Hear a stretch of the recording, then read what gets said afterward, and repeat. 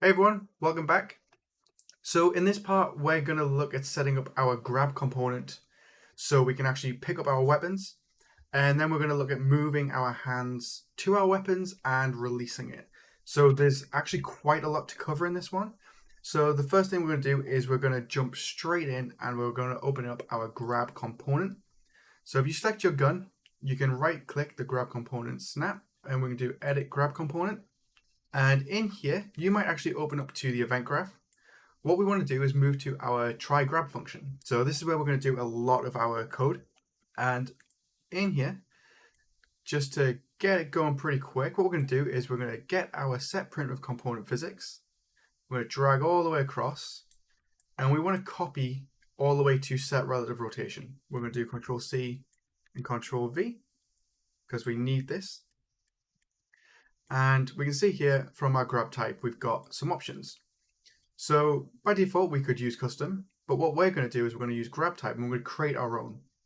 So if we go to our content browser, VR template, blueprints, we've got a grab type enum or enumeration. If we open this up, what we're going to do is we're going to hit the plus and we're going to create a new one called VR hands. And then if we hit save and we go back to our grab component and we compile, we can see here we've got the new section, VR hands. So we can actually switch this between them. So you can, it's non-destructive, so you can use the old stuff that's still there. And we'll plug it into primitive component physics. So we've got our new section down below. We'll keep that as it is and just tidy it up a little bit. And then we actually need to modify our input function. So our try grab has a input for motion controller. We actually need a new one. So we're going to hit the plus. And this is going to be our component, our hand component. So it's C skeletal hand. So we can see here C skeletal hand, and we want object reference. We're going to call this skeletal mesh. Hit enter, and we want to promote that to a variable. So right click, promote to variable, and plug it in like so.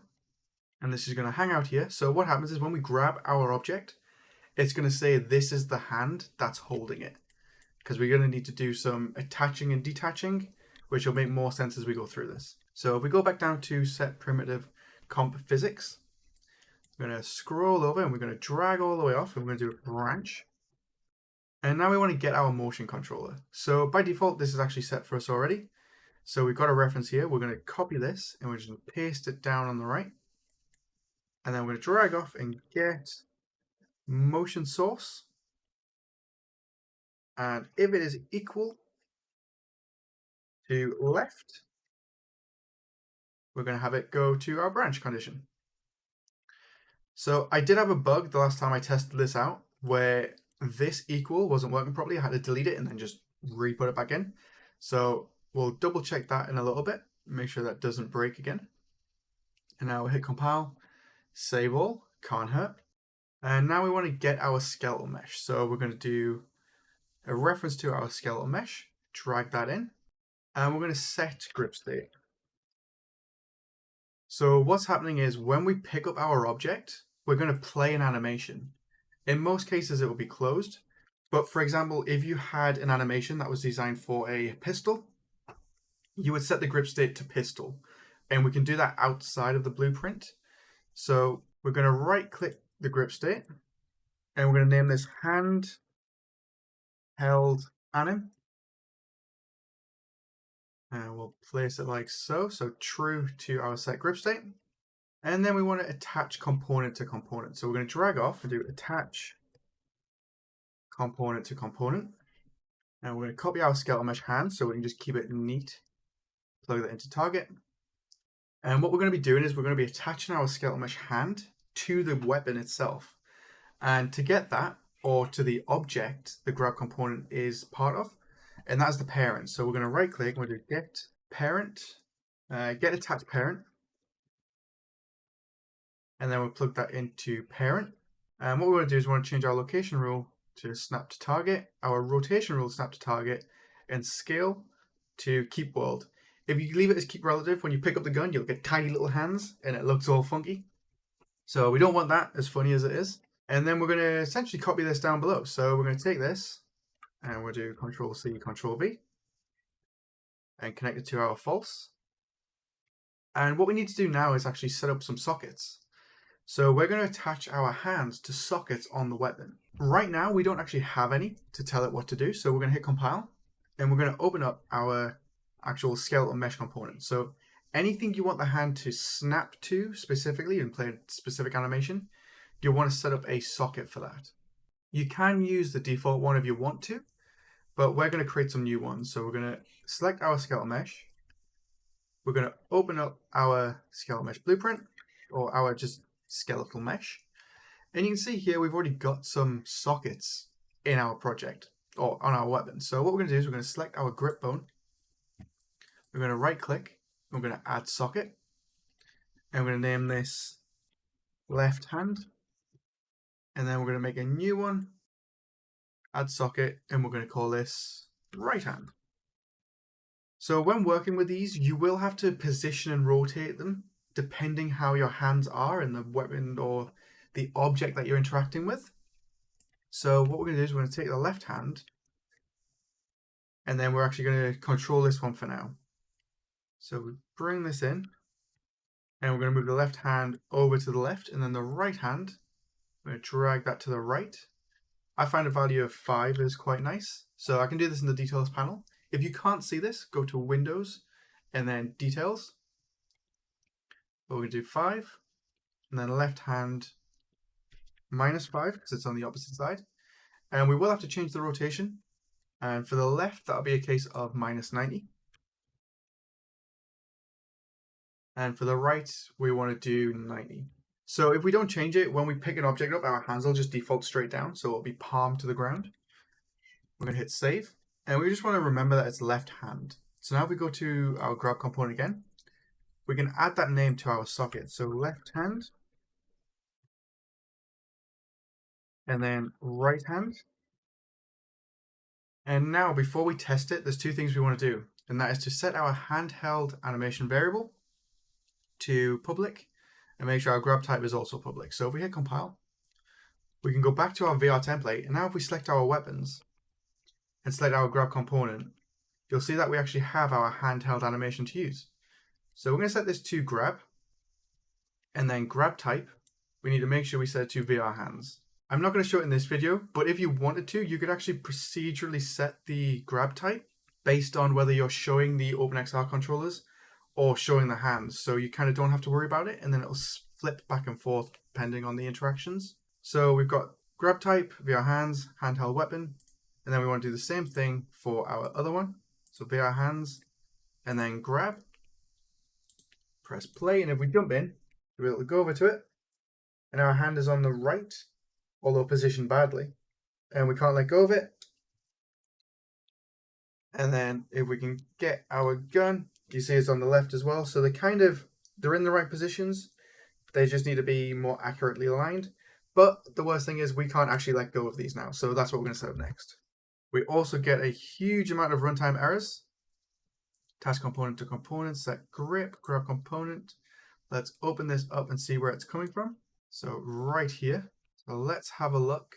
So that happened because I was clicking the triggers and our skeletal mesh no longer exists in the right place. So if we keep going through, we should be able to fix that. And what we're going to do is we're going to go to our try release. And in here, our VR hands, we're going to connect to our logic. So the rest of it, we're going to hit compile. So now that we actually have our release set up to drop our weapon, what we want to do is we want to go to our VR pawn and we're going to fix all those errors that were coming up. And you'll see here that our try grab now actually has our skeletal mesh. We're going to connect our skeletal mesh to the try grab. So when we grab something, it knows what hand we're using. So for the left, we're going to go to the left, and then right, we're going to make sure grab right is connected up. So we're going to hit compile and save. And now if we jump in, what we should be able to do is actually go over to our weapons, pick them up, and you can see our hand actually snaps to it. And then if we let go, it falls to the ground. So it stays attached. So if we throw it, our hand's gone. And we need to fix the rotation and release the hand back to the player. So in our VR template, we're going to open up our controllers, or our weapons, so skeletal mesh specifically, because we need to change the rotation of those sockets. So my Unreal crashed and I lost my sockets. So I've put them back in. So we've got just to recap, we have our setup for our try grab, and then we snap to our left hand and right hand sockets. And then in our VR pawn, we actually get our skeletal mesh and plug it into our try grab for the actual ideal hand. So top part is left hand and then right hand. So now we hit compile and save and we jump in and play. What we can do is we can head over to our weapon. We can pick it up and you see our hand actually moves to the right. But if we let go, it falls and it stays attached to the gun. The other thing you'll notice as well is that the hand or the weapon is really far in front. So my controller is quite towards the butt of the gun and our hand moves forward. What we want to do is we want to move everything back so it matches our hand. So we'll do that first and then we'll look at doing the hand release. And we want to go back to our grab component and we're just going to set it up at the end of here. So what we're going to do is we're going to set the location for our gun, or more accurately, our attached parent. So we're going to drag off attached parent and set world's location, connect it just afterwards. And we want to do the same thing for our bottom one. Might as well do them at the same time. And what we're going to do is we're actually going to have our guns move to our motion controllers. So we're going to get a reference to our motion controller right here, paste it over twice, and then get world location. Simply plug that into the top.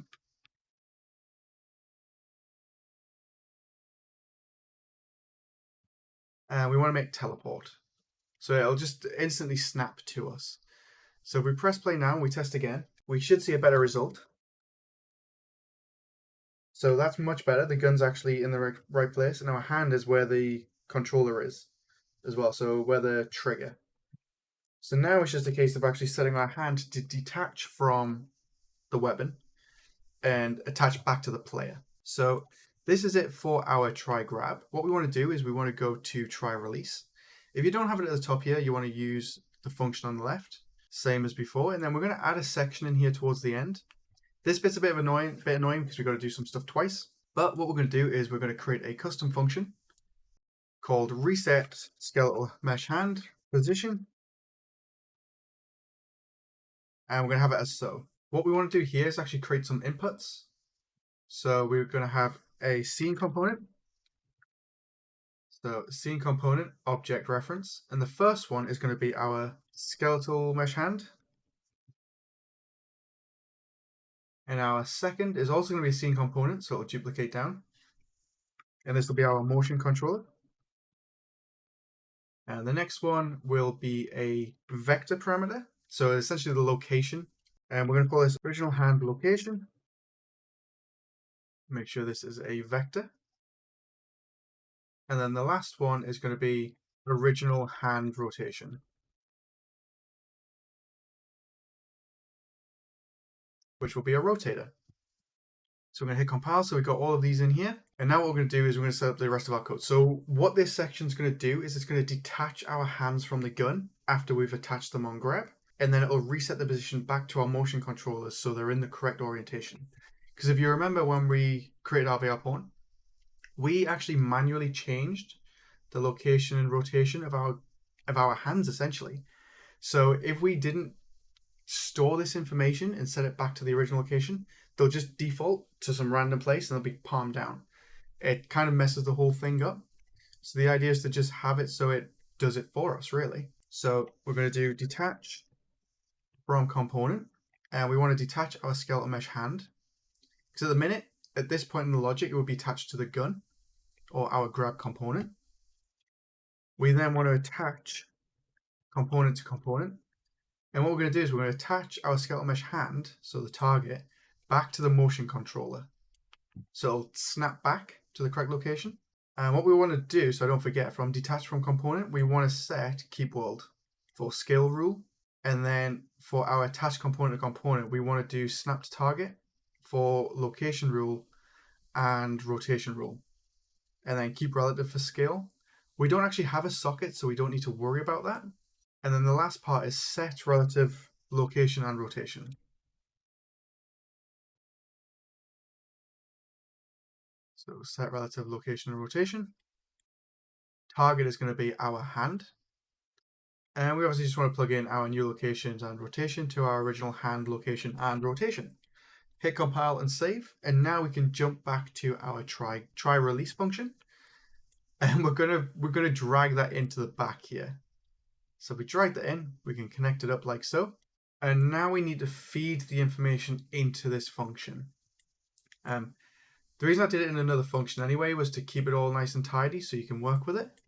But what we need to do is we need to select our try release function, and then we need to add those variables that we've got access to back in. So we're going to need two scene components.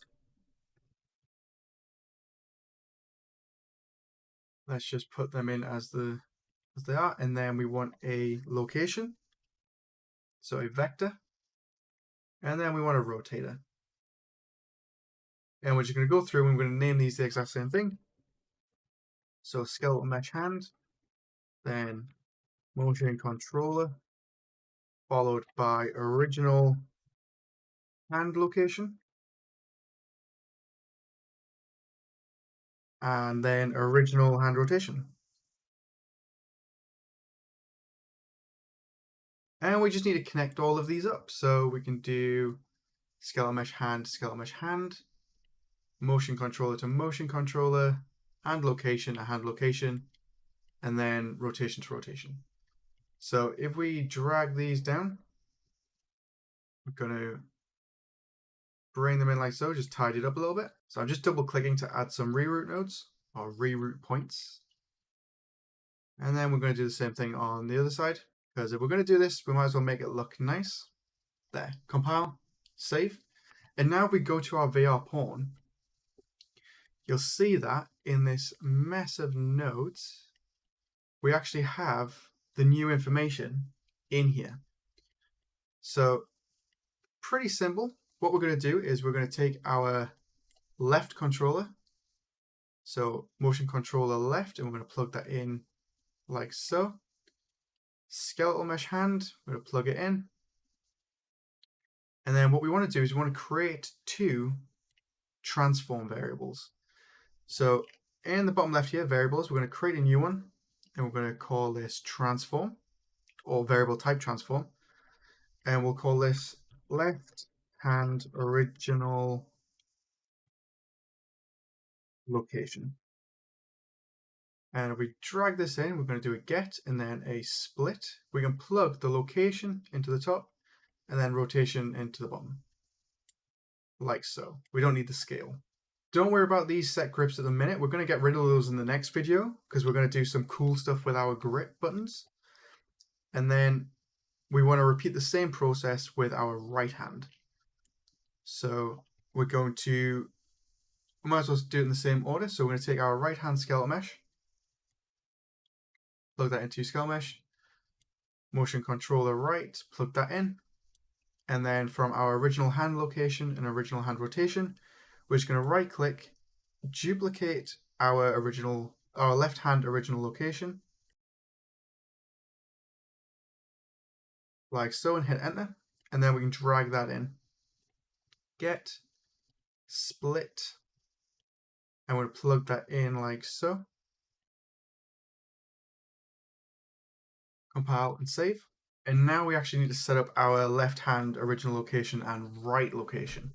So at the minute they default to 0, so if we were to let go of our weapon, they would just snap to the floor or world space center. So what we're going to do is on begin play, after we set our hands, so each one, we're going to set the location. So we're going to drag left hand in, we'll do a set. We're going to do the same thing for the right hand. Set and connect them together. And then from our left hand skeletal component, we want to do get relative transform. Plug it in like so.